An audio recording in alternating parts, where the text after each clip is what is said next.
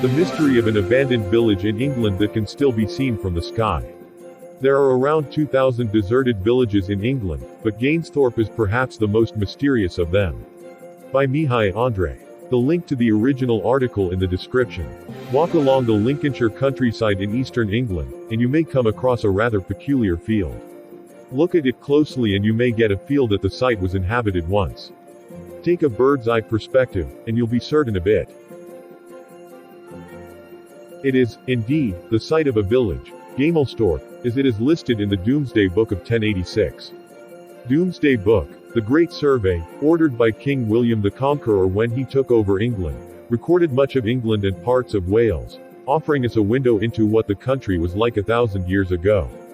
Back in those days, the Lord of Gamelstorp was someone called Ivo Tailebois, a powerful Norman nobleman, sheriff, and sidekick to William the Conqueror. Tailebois was granted land in Lincolnshire for his services, as well as in several neighboring areas. But he set his base in Lincolnshire. After that, though, not much is known. Land at Gainsthorpe was granted to the small priory of Newstead on Edgholm, a few miles northeast of the village, in 1343. Then, at some point in the late 14th and 15th centuries, the village was ruled by the Duchy of Cornwall, suggesting that at least some part of the village survived, even though it had likely shrunken in size. By 1616, the village was definitely deserted. A survey for the Duchy of Cornwall noted, neither toft, tenement or cottage standing. A den of thieves. Gamelstorp was long deserted when, in the 17th century, an antiquarian by the name of Abraham de la Prime (1671–1704) passed through it. In two separate and somewhat contradictory descriptions from 1697, de la Prime notes that there are about 200 ruined buildings in 3 abandoned streets.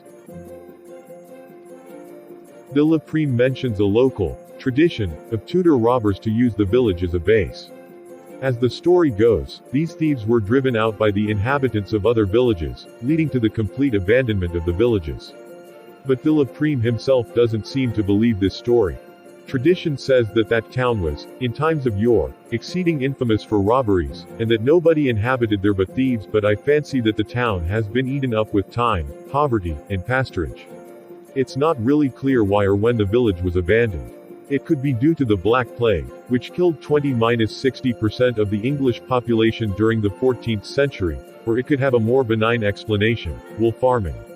Wool became a very profitable business during the 13th and 14th centuries and several arable villages turned to sheep farming.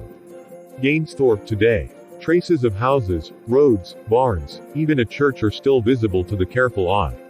The deserted village is still preserved in earthworks such as raised ridges and sunken hollows, centuries later. 3 or 4 roads are still visible as hollow ways, with the layouts of at least 25 buildings and 15 other enclosures visible, surrounded by earthen banks. It's very likely that other parts of the village, such as the chapel it must have once had, survive somewhere south and west of the village. Historic England, a public body of the British government, describes it thusly: the village, comprising a small group of houses, gardens, yards, streets, paddocks, often with a green, a manor and a church, and with a community devoted primarily to agriculture, was a significant component of the rural landscape in most areas of medieval England, much as it is today. The monument comprises part of Gainsthorpe medieval rural settlement and includes some of the remains of the deserted village site, 2 paddocks, and the site of the manor with a fish pond and 2 dovecotes. The properties are divided by a system of sunken trackways and are broadly similar in that they each consist of a large enclosure subdivided by internal walls, with 1 or more of the smaller yards containing a complex of buildings. In many cases, gateways and doorways are clearly visible. In some cases, 2 or more properties appear to have been combined into a single larger complex, probably as a result of piecemeal desertion. The medieval rural settlement of Gainsthorpe has not been excavated, and neither have geophysical surveys been carried out at the site, and so its origins are unclear. There were at least 19 fields surrounding the village, occupying 108 acres 44 hectares, and the village also had a chapel, a windmill, and a bridge, so there's a lot still left to be discovered about the abandoned settlement. Hopefully, at some point, research can clarify the origins and history of the village. In the meantime, it remains one of England's most mysterious villages. To watch more interesting articles and books on video format, please subscribe to our channel.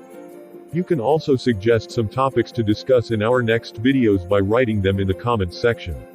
The link to the original article in the description.